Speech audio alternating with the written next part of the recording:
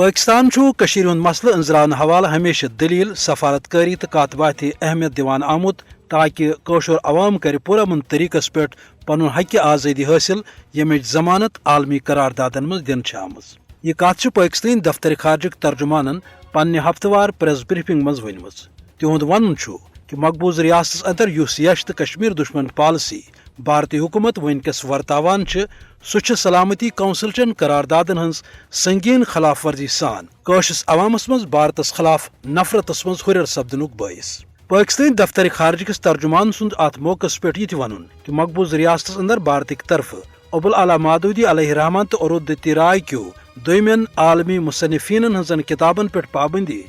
قابل مذمت تو یہ کاروی یت درست ریاست اندر بھارت جبری حکمرانی ہند ثبوت تت قشر عوام کس عزمس برو کن بھارت بدحوثی ہند اظہار امیک مطلب گو کہ پاکستان